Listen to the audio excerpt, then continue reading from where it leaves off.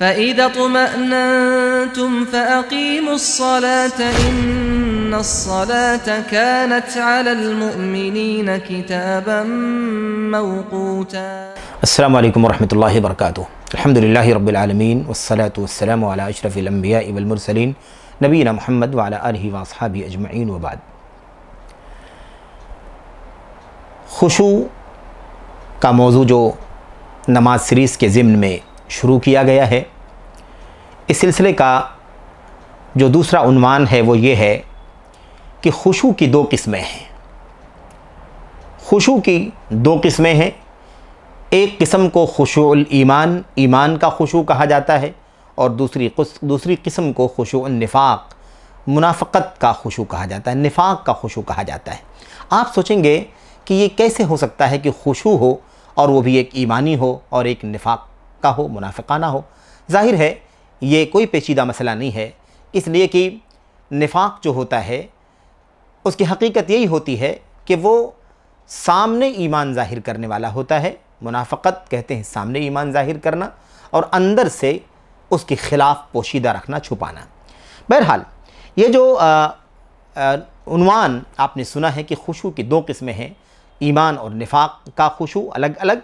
इसकी वजह यह है कि हज़रत हुज़ैफ़ा इब्नुल यमान रज़ियल्लाहु ताला अन्हु ने कहा है, इय्याकुम व खुशूअन निफाक, ए लोगो निफाक के खुशू से बचो, अपने आप को निफाक वाले खुशू से बचाओ। लोगों ने उनसे सवाल किया, वमा खुशूअन निफाक, ये बताइए कि ये निफाक का खुशू क्या होता है। तो हज़रत हुज़ैफ़ा इब्नुल यमान रज़ियल्लाहु ताला अन्हु ने क्या कहा, समझाया। कहा अंतरल जसद खाशिअन वल क़ल्बु लैसा बिखाशिअ।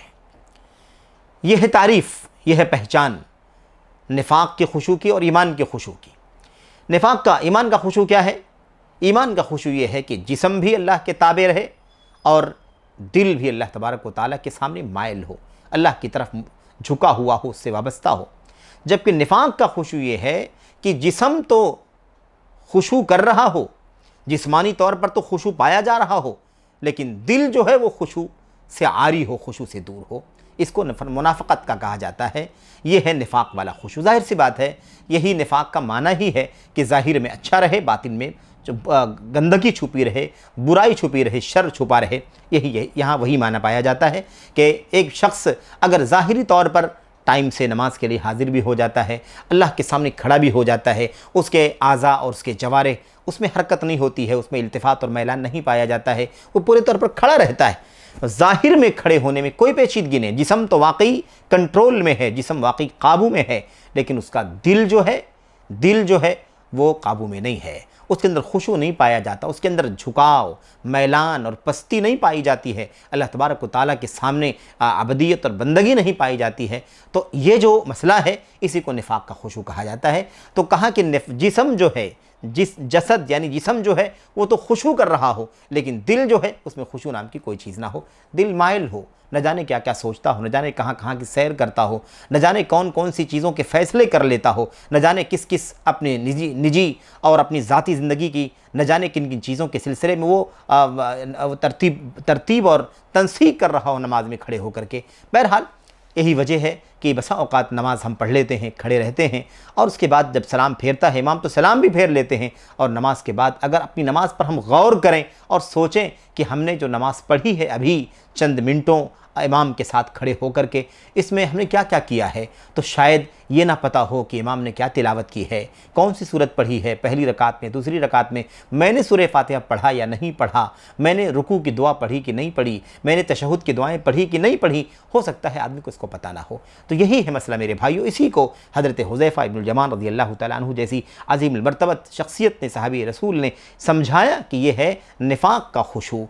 तो बहरहाल यहाँ ये सबक है हमारे लिए, पैगाम है हमारे लिए कि जब हमने खुशू को समझ लिया है, खुजू को समझ लिया है, तो ये भी समझ लें कि जिस्मानी तौर पर अल्लाह के सामने खड़े होने का नाम खुशू नहीं है, बल्कि जिस्मानी तौर पर, ज़ाहिरी तौर पर हम खड़े हों पूरे इत्मीनान के साथ, पूरे इन्हिमाक के साथ, तवज्जो के साथ, और इसी तरह से हम दिल से भी अल्लाह तबारक व तआला की तरफ मुतवज्जे हों। हमारी नमाज का एक एक हिस्सा पूरी याददाश्त के साथ, पूरे पूरे एहतिमाम के साथ, पूरी तवज्जो के साथ अंजाम पाए। ऐसा ना हो कि हम निफाक वाले खुशू के करने वाले बन जाएं और ईमान के निफाक से, ईमान के खुशू से हम महरूम कर दिए जाएं। बहरहाल तो जैसे आज़ा और जवारिह कंट्रोल में रहें, ज़ाहिरी आज़ा और जवारिह, ऐसे ही दिल भी काबू में होना चाहिए, दिल भी अल्लाह तबारक व तआला की तरफ माइल होना चाहिए। बहरहाल तो ये है खुशू का दो माना, और इसको अगर हम बहुत और ज़्यादा आसान करना चाहें और बहुत ज़्यादा आसान करके समझना चाहें तो हम ये कह सकते हैं कि आदमी अल्लाह तबारक व तआला की नमाज के लिए जब खड़ा हो तो तसन्नु करते हुए, दिखावा करते हुए, बनावटी तौर पर खूब सज संवर करके खड़ा हो।